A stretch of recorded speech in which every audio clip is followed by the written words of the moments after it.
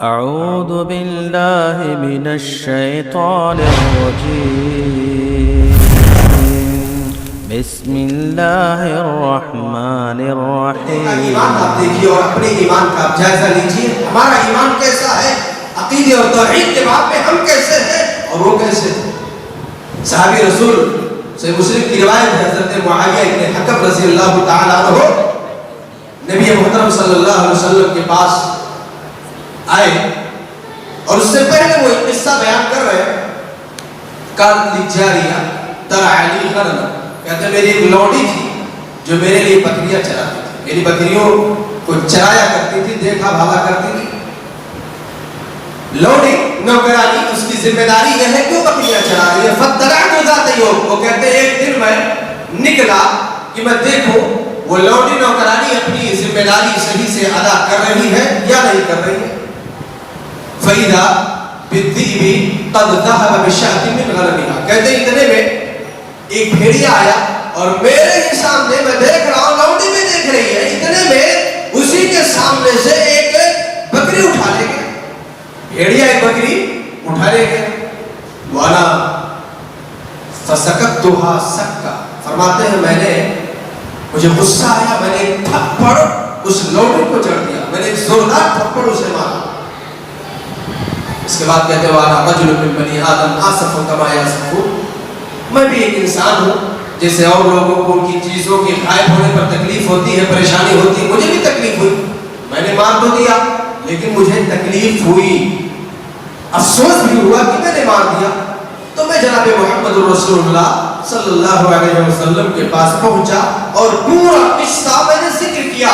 اللہ کے پیغمبر ایسا ایسا معاملہ تھا، ایسا ایسا ہوا اور میں نے ایسا ایسا کیا. کہتے ہیں جب میں نے یہ قصہ بیان کیا تو پیارے نبی صلی اللہ علیہ وسلم کے چہرے کا رنگ بدل گیا اور آپ نے کہا تو نے اسے مار دیا، تو نے اسے تھپڑ مارا؟ کہا یہ اللہ کے نبی صلی اللہ علیہ وسلم میں نے اسے تھپڑ مار دیا. آپ نے کہا آپ نے بار بار اس چیز کو دہرایا، تو نے اسے تھپڑ مارا؟ کہا یہ اللہ کے رسول میں مار دیا. صحابی رسول کہتے ہیں فعظم ذلك علی رسول اللہ صلی اللہ علیہ وسلم، اس چیز کو، اس واقعے کو رسول اللہ نے بہت بڑا سمجھا. مجھے لگا کہ معاملہ شاید گمبھیر ہے اور بہت سنجیدہ معاملہ ہے. تو جب میں نے دیکھا کہ بار بار رسول محترم صلی اللہ علیہ وسلم اس معاملے کی اہمیت بتا رہے ہیں تو میں نے سوچا کہ لاؤ میں یہ کہوں افلا اعتقها، میں نے کہا اللہ کے رسول اگر آپ کہیں تو میں اسے آزاد کر دیتا ہوں، اگر آپ کہیں تو میں اسے آزاد کر دیتا ہوں. میں نے تکلیف دی ہے اسے، میں نے مارا ہے، میں آزاد کر دیتا ہوں. آپ نے کہا کہ تینی بھی ہاں، اس کو میرے پاس لاؤ. آپ نے کہا اس کو میرے پاس لاؤ. وہ لوڈی، وہ نوکرانی جناب محمد رسول اللہ صلی اللہ علیہ وسلم کے پاس لائی گئی. آپ نے سب سے پہلا جو سوال کیا، میں بتانا چاہتا ہوں کہ ایمان اور توحید کے معاملے میں ایک لوڈی کیسی تھی، ایک نوکرانی کیسی تھی اور آج ہم آزاد کیسے ہیں. پہلے رسول صلی اللہ علیہ وسلم نے سب سے پہلا سوال کیا این اللہ، این اللہ، اے لوڈی بتا اللہ کہاں ہے. اس لوڈی کا ایمان سنیے اور ہم اپنے ایمان کی خیر بنائے، اپنے ایمان کا ہم جائزہ لیں. قالت فی السماء، اس نے کہا اللہ آسمان میں ہے. یہ نہیں کہا کہ اللہ ہر جگہ موجود ہے جیسے آج بہت سارے لوگ یہ سمجھتے ہیں اللہ ہر جگہ موجود ہے. کتنے سارے فسادات لازم آتے ہیں اگر یہ عقیدہ رکھ لیا جائے کہ اللہ رب العالمین ہر جگہ، اللہ کا علم، اس کی قدرت، اللہ رب العالمین کے دائرے علم سے کوئی چیز بات نہیں، اس کا علم ہر جگہ موجود ہے. اپنی ذات کے اعتبار سے رب العالمین عرش پر مستوی. قالت فی السماء، اس نے کہا اللہ آسمان میں ہے. پیارے رسول نے دوسرا سوال کیا من انا، ذرا بتانا میں کون ہوں. قالت انت رسول اللہ، پیارے رسول صلی اللہ علیہ وسلم کو کہہ رہی آپ اللہ کے رسول ہیں. پیارے رسول نے جواب سنا، اس لوڈی اور نوکرانی کے ایمان اور توحید کو دیکھا. پیارے رسول علیہ السلام نے فرمایا اے معاویہ اعتقها فإنها مؤمنہ، اپنے اس لوڈی کو آزاد کر دو، اس نوکرانی کو رہا کر دو، آزاد کر دو، کیونکہ یہ مومن عورت ہے، اللہ رب العالمین کی نیک بندی ہے اور جو نیک لوگ ہیں انہیں غلام بننے کا کوئی حق حاصل نہیں. جو بات مجھے بتانی ہے اپنے بچوں کو بتائیں، ایمان اور توحید سے انہیں سمجھائیں اور یہ عقیدہ ان کے ذہن میں راسخ کریں. کہ اللہ رب العالمین کے علم سے کوئی چیز باہر نہیں ہے. اللہ رب العالمین ہر چیز پر قادر ہے. رب العالمین اپنی ذات کے اعتبار سے عرش پر ہے. رب العالمین کا علم ہر جگہ موجود ہے. یہ ساری چیزیں ہم اپنے بچوں کو سکھائیں اور توحید سے ہم شروعات کریں. اس کے بعد توحید کے بعد ہمیں دوسری چیز جو سکھلانی ہے کہ بچہ ہمارا قرآن مجید سیکھے. دوسری چیز تعلیم و تربیت کے نبی و رسول، جیسا کہ میں نے بتایا میرا موضوع ہے. دوسری چیز جو ہمیں بتانی اور سکھانی ہے ہم قرآن سے شروعات کریں.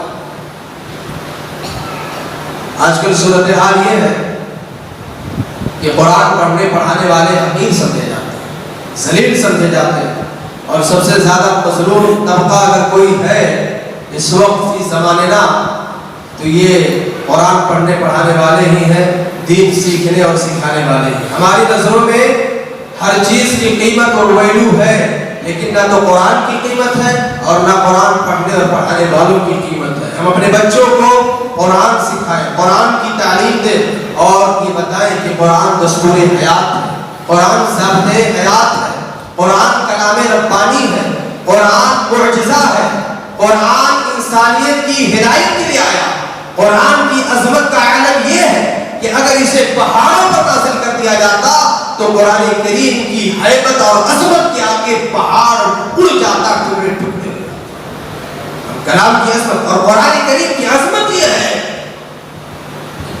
کہ فصحا اور بلغا، عرب کے وہ فصحا اور بلغا جنہیں اپنی فصاحت اور بلاغت پر ناز تھا، کلام حبیب نے انہیں چیلنج کیا.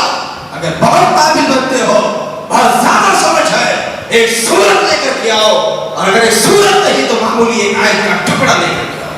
نہیں لا سکتے. یہ کلام ربانی ہے، یہ کلام ربانی ہے. اپنے بچوں کو سکھائیں، اپنے بچوں کو بتائیں، اور کلام حبیب کی عظمت کو اپنے دلوں میں پیدا کریں اور اپنے بچوں کے دلوں میں پیدا کریں، اور انہیں بتائیں کہ قرآن سے جڑنا اور قرآن سیکھنا یہ سب سے بہتر عمل ہے. صحیح بخاری کی روایت ہے، جناب محمد رسول اللہ صلی اللہ علیہ وسلم فرماتے ہیں خیرکم من تعلم القرآن وعلمہ. پیارے رسول فرماتے ہیں کہ تم میں سب سے بہتر لوگ وہ ہیں جو قرآن خود سیکھتے ہیں اور دوسروں کو سکھاتے ہیں. آپ یہ بتائیے آج جو صورتحال ہے، قرآن سیکھنے اور سکھانے والے سب سے زیادہ گنے ہوتے ہیں لوگوں کی نظروں میں، لیکن جناب محمد رسول اللہ نے جن لوگوں کو سب سے بہتر بتایا ہے وہ لوگ ہیں جو قرآن خود سیکھتے ہیں اور سکھاتے ہیں. بات دنیا والوں کی نہیں چلے گی، بات اس کی چلے گی جس کی بات وحی کے درجے میں ہوتی ہے. بات دنیا والوں کی نہیں مانی جائے گی، بات جناب محمد رسول اللہ صلی اللہ علیہ وسلم کی. ہم اپنے بچوں کو بتائیں قرآن کی عظمت یہ ہے کہ قرآن کل سفارشی بن کر کے آئے گا، کل قرآن شفاعت کرے گا. محمد رسول اللہ فرماتے ہیں اقرأوا القرآن فإنه يأتي شفيعا لأصحابه يوم القيامة. قرآن پڑھا کرو، اپنے بچوں کو بتائیں قرآن پڑھو. کیوں؟ کل یہ قرآن سفارشی بن کر کے آئے گا، رب العالمین کے سامنے کھڑا ہو جائے گا، رب العالمین کے سامنے آئے گا. رب العالمین تیرا ہے بندہ دنیا میں مجھے پڑھتا تھا، میری تلاوت کیا کرتا تھا، میں سفارش کرتا ہوں، شفاعت کرتا ہوں، میری شفاعت اس کے بارے میں قبول فرما لے. اللہ رب العالمین کلام حبیب کی شفاعت قبول فرما لے. ہم اپنے بچوں کو یہ بتائیں کہ قرآن پڑھنا اور پڑھانا دنیا میں بھی کامیابی کی پہچان ہے اور آخرت میں بھی اس سے کامیابی ملے گی، وہاں بھی کامیابی ملے گی. پیارے رسول علیہ السلام فرماتے ہیں یقال لصاحب القرآن، کل قرآن کے پڑھنے والے سے کہا جائے گا، قرآن کے صاحب سے کہا جائے گا جس نے قرآن کو پڑھا، سمجھا اور زندگی بھر قرآن کے اصولوں پر عمل کرتا رہا. قرآن سے اس نے کبھی برکشتگی ظاہر نہیں کی، بیزاری ظاہر نہیں کی. کل رب العالمین اولین اور آخرین کے مجمع میں کہے گا یقال لصاحب القرآن، قرآن پڑھنے والے سے کہا جائے گا اقرأ، قرآن پڑھتا جا، وارتقی، اور جنت کی سیڑھیاں چڑھتا جا، ورتل کما کنت ترتل فی الدنیا، اور ایسے ہی پڑھنا، اسی ترتیل کے ساتھ پڑھنا، اسی ٹھہراؤ کے ساتھ پڑھنا جیسے تو دنیا میں ٹھہراؤ کے ساتھ پڑھتا تھا. فإن منزلک عند آخر آیۃ تقرأها، تیری منزل وہی ہوگی، تیرا ٹھکانہ وہاں ہوگا جہاں تیرا قرآن ختم ہو. قرآن پڑھنے والا، قرآن سمجھنے والا، قرآن پر عمل کرنے والا، قرآن کو یاد کرنے والا، قرآن کے اصولوں پر چلنے والا، قرآن کو اپنی زندگی میں نافذ کرنے والا، قرآن کو حفظ چاہ کرنے والا، قرآن سے محبت کرنے والا، قرآن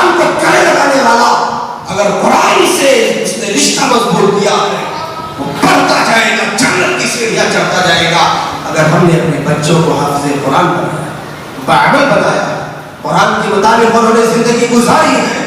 وہ شروع سے پڑھے گا آخر تک پڑھتا جائے گا. بتائیے جنت میں کتنا اونچا مقام ان بچوں کو ملے گا، ان لوگوں کو ملے گا. تربیت کرنے چلے اپنے بچوں کی دل میں قرآن کی محبت ہے، اپنے بچوں کو قرآن کی فضیلت بتائیں تاکہ ان کے اندر سیکھنے کا جذبہ ہو، سمجھنے کا جذبہ ہو. اور جب یہ چیز انہیں مل جائے گی تو یقین جانے منزل آسان ہو جائے گی اور تربیت کا کام بھی آسان ہو جائے گا. ایک اور بات ہے کہ میں دیکھ رہا ہوں کہ وقت میرا تقریباً ختم ہے، بس 5 منٹ کے اندر میں اپنی بات ختم کروں. ایک اور چیز جب ہم تربیت کرنے چلے تو ہمیں دھیان رکھنا ہوگا، تربیت کرنے سے پہلے، تعلیم دینے سے پہلے ہم خود قدوہ بنیں. قدوہ سمجھتے ہیں؟ آئیڈیل بنیں، نمونہ. ہمیں نمونہ بننا. سمجھانے سے پہلے ہمیں خود کو بہتر بنانا. اس لیے کہ جب آدمی عمل سے خالی ہوتا ہے تو اس کی باتوں میں تاثیر نہیں ہوتی، اس کی باتیں قبول نہیں کی جاتی. ہمیں باعمل بننا پڑے گا، ہمیں خود اس چیز کو اپنانا.